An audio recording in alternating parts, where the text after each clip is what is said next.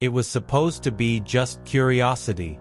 Lucas had always been obsessed with the hidden side of the internet. Forbidden forums, strange websites, things people claimed existed, but no one could truly prove. On a rainy night, alone in his apartment, he finally decided to access the deep web. The city lights flickered outside his window while the glow of his monitor lit up the dark room.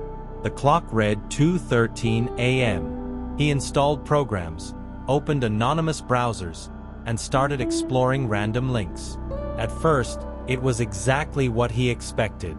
Empty pages, disturbing chat rooms, people selling illegal things, masks, weapons, disturbing videos.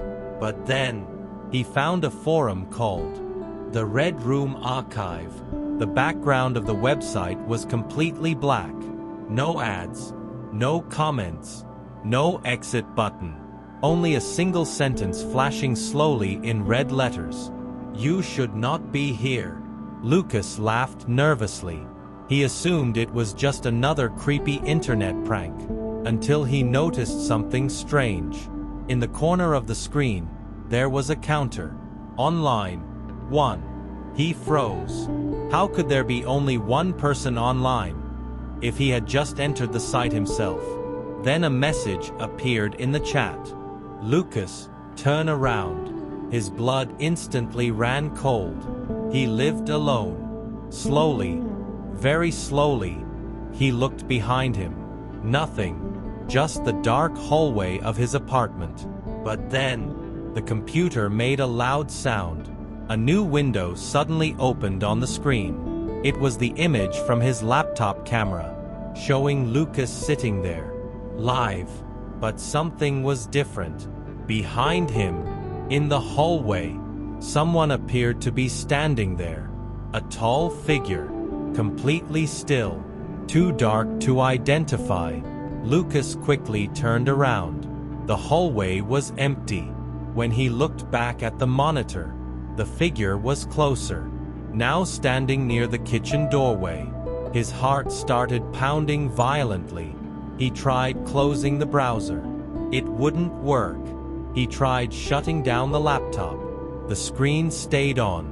Then another message appeared. "Don't look behind you." Lucas stayed completely frozen. Sweat dripped down his face. The silence inside the apartment felt heavy, suffocating. Then he heard it. A sound coming from the kitchen. Something slowly dragging across the floor. Scratch, scratch, like massive fingernails scraping against the tiles. Lucas held his breath. The sound started getting closer. Slow, heavy, moving through the hallway. Then, another message appeared on the screen. "She likes it when you look." The apartment lights began flickering violently. The monitor glitched for a second, and when the image returned, the figure was standing directly behind his chair. Lucas screamed and spun around instantly. Nothing, but now there were wet footprints on the floor. Footprints leading from the kitchen, ending right behind him.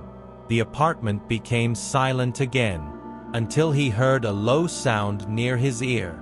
Breathing. Long. Wet. Extremely close. Lucas jumped from the chair and ran to the front door. He tried opening it. Locked. The key wouldn't turn. Then he heard the laptop speaking by itself. A distorted voice echoed from the speakers, like multiple people whispering at the same time. "You entered." Now she entered too. The lights went out. Everything became completely dark. Lucas started hearing footsteps inside the apartment. Slow, heavy, getting closer. Talk, talk, talk. He turned on his phone flashlight and saw it. At the end of the hallway, an incredibly tall woman stood motionless, her body unnaturally thin, her long arms almost touching the floor, her face completely hidden behind wet hair.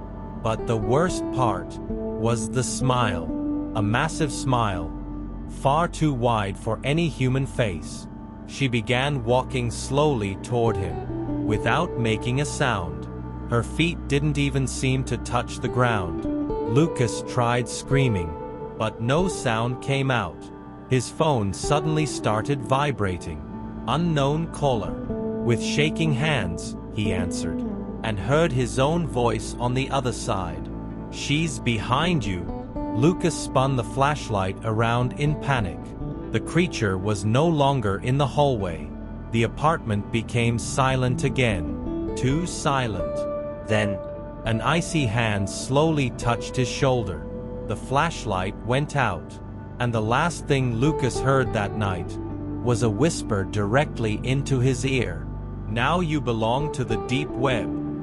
The next morning, neighbors called the police after hearing screams coming from the apartment all night long. But when the officers entered, Lucas was gone. No blood, no signs of struggle. Only the laptop sitting open on the table, with a single sentence written across the black screen. "Online too."